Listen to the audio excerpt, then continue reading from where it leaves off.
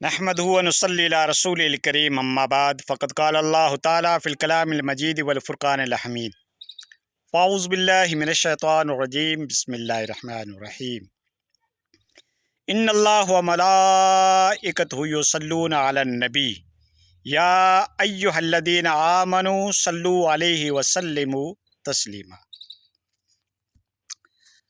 محترم سامعین اور معزز ناظرین اکرام، حالات و واقعات کچھ اس طریقے کے چل رہے ہیں، آپ بھی واقف ہیں۔ تو دوستو، قرآن مجید کے اندر کیا کہا گیا ہے؟ لکم دینکم ولی دین، تمہارے لیے تمہارا دین ہے، ان کے لیے ان کا دین ہے۔ تو اس وقت پوری دنیا کے اندر اگر دیکھا جائے تو زیادہ فالوورس، زیادہ امتی کس کے ہیں؟ امتی کو، فالوورس کو، ماننے والے کو، تو وہ عیسیٰ مسیح کے ہیں، جس کو کرسچنٹی کہا جاتا ہے یا جسے عیسائیت کہا جاتا ہے۔ اس کے اندر بھی دو قسمیں ہیں، ایک ہے پروٹسٹ اور ایک ہے کیتھولک۔ پروٹسٹ تو کہتے ہیں کہ عیسیٰ علیہ السلام اللہ کے بیٹے ہیں، اور کیتھولک کہتے ہیں کہ معاذ اللہ وہی اللہ ہیں اور آسمان پہ ہیں اور قیامت کے قریب نازل ہوں گے۔ یہ ہمارا بھی عقیدہ ہے، مسلمانوں کا بھی، کہ عیسیٰ علیہ السلام کو اللہ تبارک تعالیٰ قرب قیامت نازل فرمائیں گے۔ وہ فرشتوں کے تھرو بیت المقدس کی سرزمین میں اتریں گے اور پھر آپ 30-35 سال حکومت کریں گے۔ تو یہ ہمارا بھی عقیدہ ہے، ٹھیک ہے نا۔ لیکن عیسائی اس کو خدا کا بیٹا مانتے ہیں، اور اس وقت دنیا میں سب سے زیادہ آبادی کس کی ہے؟ عیسائیت کی ہے۔ دوسرے نمبر کے اوپر مسلمان ہیں۔ تو کوئی کیا کر رہا ہے، کوئی کیا کر رہا ہے، آپ کو کیا پڑی؟ تمہارے لیے تمہارا دین ہے، قرآن کہہ رہا ہے، ان کے لیے ان کا دین ہے۔ قرآن کے اندر ایک جگہ ہے کہ اللہ کے نبی کے بارے میں، کیا آپ اپنی جان کو ہلاک کر دیں گے اگر وہ ایمان لے کر نہیں آئے؟ تو اللہ نے کہا کہ اتنی ٹینشن کرنے کی کوئی ضرورت نہیں ہے۔ خدا نے جس کے نصیب میں ہدایت لکھی ہے اسی کو ہدایت ملے گی، اور یہ فیصلہ ہوگا ججمنٹ ڈے، قیامت کے دن، روز جزا۔ ٹھیک دوستو۔ دوسری بات دوستو، آج میں آپ کو ایک پتے کی بتا رہا ہوں کہ ہم عبادت کرتے ہیں، ہم نماز پڑھتے ہیں، ہم روزہ رکھتے ہیں، ہم زکوٰۃ دیتے ہیں، ہم حج کرتے ہیں، ہم عمرہ کرتے ہیں، ہم قربانی کرتے ہیں، ہم صدقات و خیرات کرتے ہیں، ہم تسبیحات پڑھتے ہیں۔ آیا یہ قبول ہو رہا ہے کہ نہیں ہو رہا ہے؟ اس کی کوئی گارنٹی نہیں، کوئی گارنٹی نہیں۔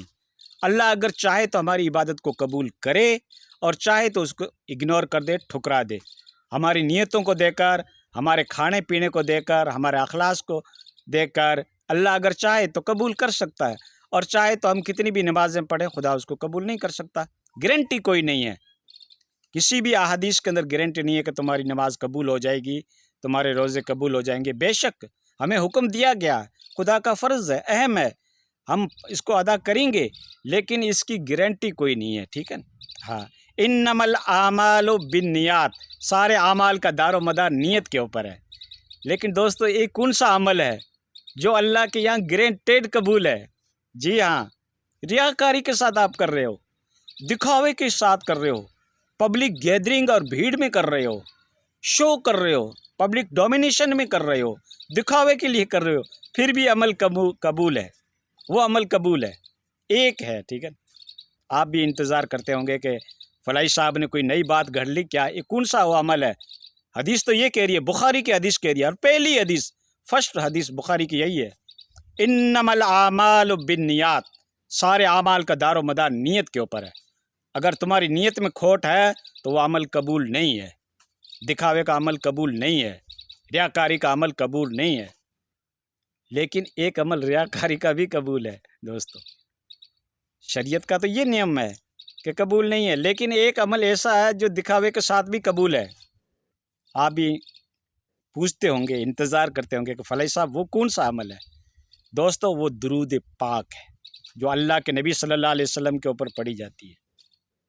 وہ عمل اگر آپ دکھاوے میں کر رہے ہو، بھیڑ میں کر رہے ہو، گیدرنگ میں کر رہے ہو، درود جو بھی آپ پڑھ رہے ہو وہ اللہ کے گھر قبول ہے، چاہے کیسی پوزیشن میں، چاہے کیسی حالات میں، کیسی پرستتی میں آپ درود پڑھ رہے ہیں، وہ اللہ کے گھر قبول ہے۔ اس کا مطلب بھی میں پورا آپ کو سمجھاؤں گا۔ دوستو، وہ کون سا عمل ہے جو اللہ کرتا ہے؟ ایک دوسرا سوال، بھئی اللہ تو بری الذمہ ہے، وہ احد الصمد ہے، وہ بے نیاز ہے، اسے کسی عبادت کی پڑی نہیں، اس نے تو حکم دیا بندوں کو کہ آپ میری عبادت کرو، لیکن ایک ایسی کون سی چیز ہے جو خدا خود کرتا ہے؟ میں آپ سے پوچھتا ہوں کون سی چیز ہے جو اللہ کہہ رہا ہے میں کرتا ہوں؟ پہلے فرسٹ اپنا نام لیا کہ میں یہ کام کرتا ہوں، پھر میری پاکیزہ مخلوق جو فرشتے ہیں، پاک ہیں، صاف ہیں، گناہ سے بالکل پوتر ہیں، معصوم مخلوق، امپورٹنٹ مخلوق، فرشتے جس کو کہا جاتا ہے، وہ بھی نبی کے اوپر درود بھیجتے ہیں۔ ان اللہ و ملائکتہ، بے شک اللہ کی ذات اور فرشتے وہ بھی نبی کے اوپر درود بھیجتے ہیں۔ میرے آقا نامدار محمد مصطفیٰ سرور کائنات صاحب لولاک سید الانبیاء رحمت للعالمین راحت للعاشقین مراد المشفقین صلی اللہ علیہ وسلم کا یہ مرتبہ ہے کہ خدا خود کہہ رہا ہے کہ میں بھی یہ کام کرتا ہوں۔ اب رحمت کی معنی لو، بخشش کی معنی لو، درود کی معنی لو، جیسی آپ کی عقیدت نبی کے ساتھ جڑی ہوئی ہے نا، عقیدت، محبت، عظمت، حب مصطفیٰ جیسی آپ کی نبی کے ساتھ جڑی ہوئی ہے نا، ویسے ہی آپ اس کا ترجمہ کرو گے۔ اللہ تو صاف صاف کہہ رہا ہے کہ ان اللہ و ملائکتہ یصلون علی النبی یا ایھا الذین آمنوا صلوا علیہ وسلموا تسلیما۔ آگے حکم دے دیا کہ ایک مومن لوگوں جو ایمان لے کے آئے ہو، آپ بھی نبی کے اوپر درود بھیجو، درود پڑھو۔ اب دیکھو میں نے آپ کو جو نقطہ بتایا تھا نا کہ درود قبول ہو جاتی ہے، ریاکاری کی بھی قبول ہو جاتی ہے، اس نقطے کی طرف آتے ہیں۔ درود پڑھنے کا ہمیں کیا حکم دیا گیا ہے؟ نبی نے ہمیں درود کیسی سکھائی؟ شریعت مقدسہ نے ہم کو درود کیسی سکھائی؟ اللہم صلی علی محمد وعلی آل محمد۔ اے اللہ تو نبی کے اوپر درود بھیج، اے اللہ تو نبی کے اوپر رحمت بھیج۔ ہم کیا بولتے ہیں درود میں؟ اللہم صلی علی محمد۔ ادھر تو قرآن کہہ رہا ہے کہ خدا یہ درود بھیجتا ہے، فرشتے یہ درود بھیجتے ہیں، مومن لوگوں تم بھی درود بھیجو۔ تو مومن لوگ کیسے بھیجیں گے؟ نحن نصلی علی محمد ایسے کہیں گے، انا وصلی علی محمد ایسے کہیں گے؟ نہیں، مومن بھی یہی کہیں گے کہ اللہم صلی علی محمد، اے اللہ تو نبی کے اوپر درود بھیج۔ تو جو اللہ کام کرے گا وہ تو قبول ہونے والا ہی ہے۔ ہمارا کیا اسٹیٹس، ہمارا کیا مقام، ہمارا کیا مرتبہ، ہماری کیا عظمت جو ہم نبی کے اوپر درود بھیج سکیں، اتنی بڑی شخصیت کے اوپر جس کے لیے اللہ نے زمین آسمان بنایا، جس کو اللہ نے اپنا مخصوص محبوب بنایا، حبیب بنایا، تمام انبیاء کا سردار بنایا۔ بنی نوع انسان کے اندر ایسا کوئی شخص نہیں پیدا ہوا، کوئی بشر پیدا نہیں ہوا۔ آپ کی بشریت بھی عجیب ہے، اور ہمارا عقیدہ بھی ہے کہ آپ نور بھی ہیں اور بشر بھی ہیں۔ جتنا اللہ نے آپ کو مرتبہ دیا اس کے اوپر ہمارا یقین ہے۔ بعد از خدا تو ہی قصہ مختصر، ٹھیک ہے نا؟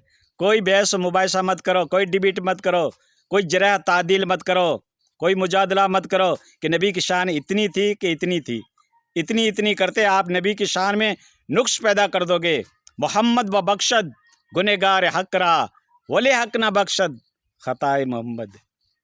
اللہ تعالیٰ اپنے احکام کو اگر تم نے ادا نہیں کیا، اس کے فرائض کو چھوڑ دیا، اس کے حکم کو چھوڑ دیا، اللہ اگر چاہے تو اس کو بخش سکتا ہے، لیکن نبی کی شان کے اندر تم نے ذرہ برابر بھی، رائی کے دانے کے برابر بھی اگر تم نے گستاخی کی تو اللہ اس کو نہیں بخشے گا۔ محمد و بخشد گنہگار حق را، ولی حق نہ بخشد خطائے محمد۔ تو دوستو یہ ہے ہمارے نبی صلی اللہ علیہ وسلم کا مرتبہ، اور یہ میں نے آپ کو درود کی فضیلت بتا دی۔ تو آپ چلتے، بیٹھتے، اٹھتے، لیٹتے، سوتے، جاگتے، ٹریولس کرتے ہوئے، گیدرنگ میں، بھیڑ میں، بند کمروں میں، اندھیرے میں، آپ اللہ کے نبی کے اوپر کثرت سے درود بھیجو، اور یہ عبادت قبول ہے خدا کے گھر۔ باقی عبادت ہو یا نہ ہو، لیکن یہ گرانٹیڈ قبول ہے۔ تو آپ درود شریف پڑھیے، کثرت کے ساتھ پڑھیے، اور اپنے ایمان کی تازگی کو حاصل کریں اور نبی کی محبت کا حق ادا کریں۔ خالی انگوٹھا چومنے سے عشق رسول حاصل نہیں ہوتا، ان کی سنتوں کو اپناؤ، ایک ایک سنت کو اپناؤ گے تب نبی کی طبیعت خوش ہوگی، انگوٹھا چومنے سے نہیں ہوگی دوستو، معاف کرنا، ٹھیک ہے؟ نبی کی سنتوں کو زندہ کرو، اکثر درود پڑھو، پھر دیکھو اللہ کے نبی آپ کے بارے میں بخشش کرائیں گے انشاءاللہ۔